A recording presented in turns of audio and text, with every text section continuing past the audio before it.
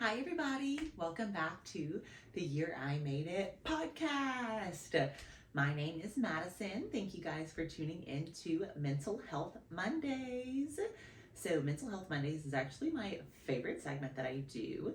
Every Monday, I share something mental health related that is something that I have been through, learned about, healed from, I'm attempting to heal from, whatever that looks like. So, on today's episode of Mental Health Monday, I am going to be talking to you guys about depression.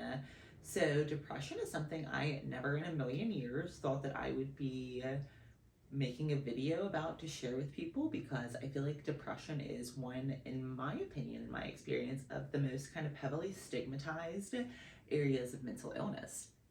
And obviously, with stigmatization comes I don't want to share, I don't feel comfortable telling, or whatever that looks like.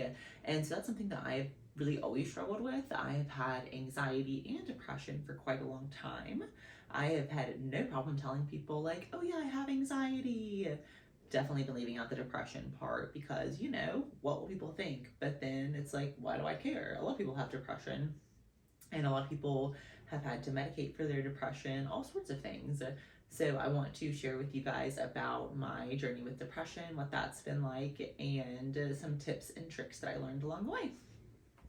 So I wanted to start by kind of defining what depression is. So I think everybody has a different version of what they think depression is whenever they hear about it in their mind. So I went through and looked up just a couple of different definitions, and then just combined a couple of different definitions that I liked to kind of give you guys an idea about what is depression. So depression is defined as lowering of mood, loss of interest, mood swings, persistent sadness, hopelessness. But the thing about depression is that you have all these things, and you have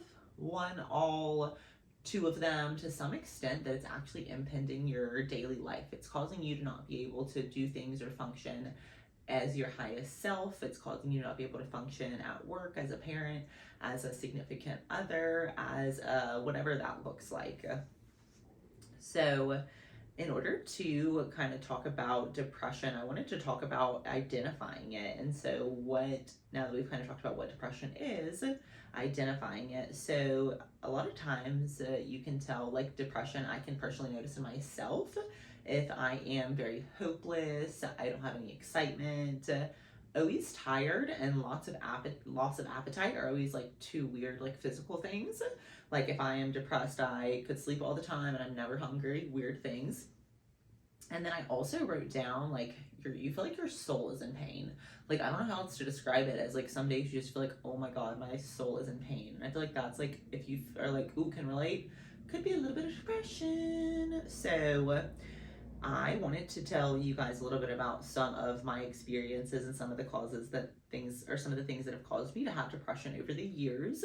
Obviously, everybody has lots of different reasons for being depressed, for having depression, for having depressive episodes, for having it for times of their life, for having it their whole life. But some of the things that have caused me depression over the years have been death and grief, divorce, job loss of friendship, being alone, financial troubles, overwhelming, feeling like I'm always in over my head, feeling alone and being alone. Like, really, all of those things personally in me have been what I have identified as things that have caused me to be depressed, feel depressed, whatever that looks like.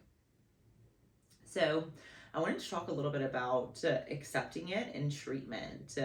So whenever I first got diagnosed as depressed, I was not interested in being treated for it because I didn't want to accept that I had it. And so whenever I got diagnosed as being depressed, I had been diagnosed as being like somebody with anxiety for quite a while. So I was comfortable with that diagnosis. But whenever they were like, oh, you also have depression, I was like, I literally just got okay with you guys telling me I have anxiety. Now I have something else too. Like, what the fuck?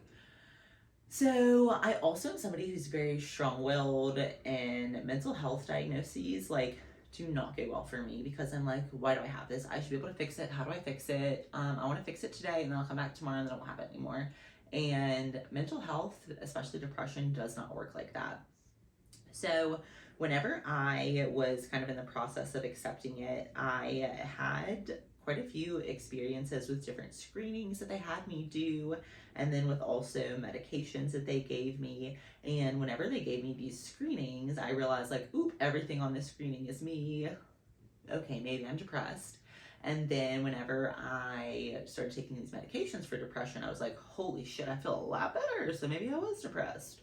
And so that's been a little bit about what it's been like for me, just as far as the challenge of accepting the diagnosis of being depressed or depression or whatever that looks like.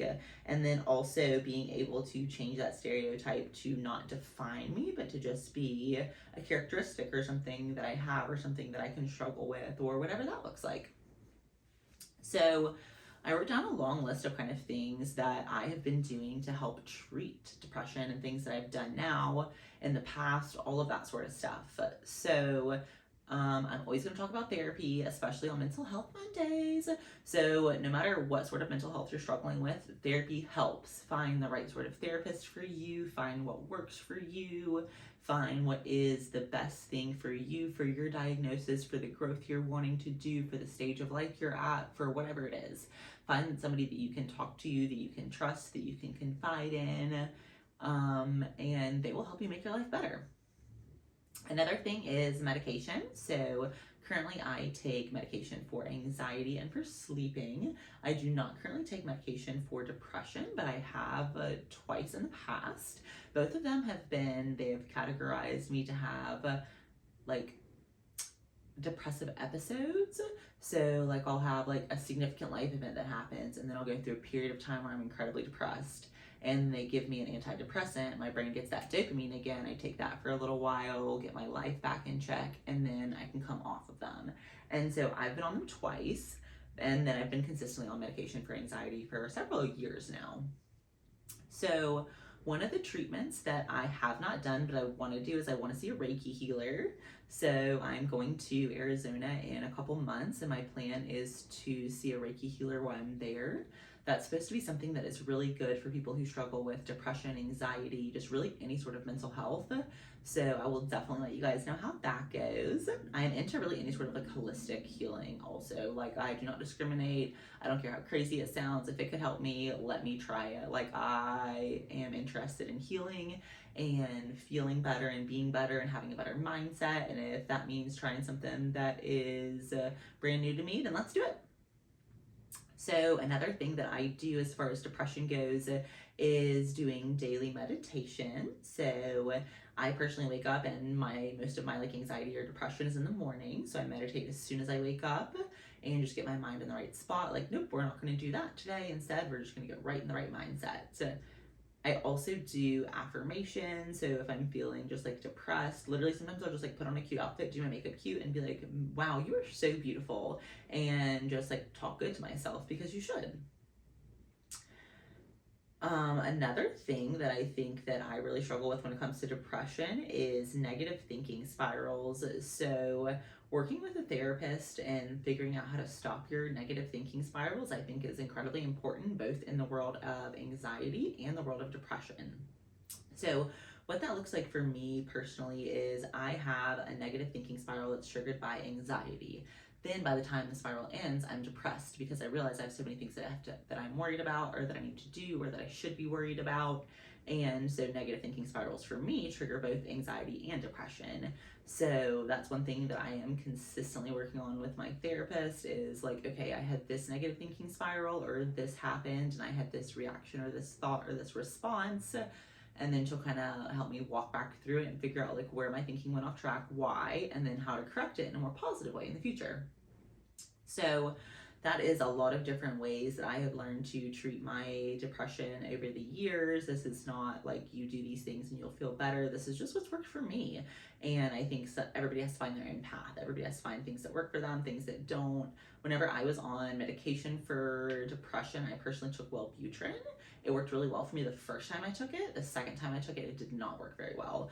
But the first time I took it was shortly after my dad passed away. And then the second time that I took it was after I quit drinking. And so obviously a little bit different. So do with that what you may. I'm not a doctor.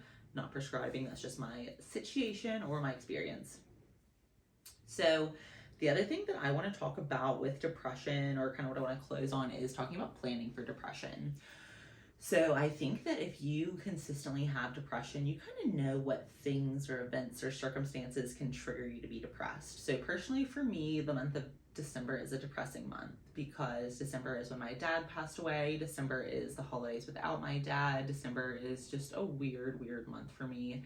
And so I know that that's a month where I'm going to be triggered to be depressed. So that's a month where I make a point to plan to do fun things for myself that I'm going to enjoy, that are going to boost my mood, that are going to make me happy, that are going to get me creative, that are going to get me having fun, that are not going to get me just bebopping around the house being a sad sack. So I think that's important as well, is if you know when your depression is going to come, plan for it and almost like prepare for it, make something for yourself where you can set yourself up for success, because it is really hard to navigate depression.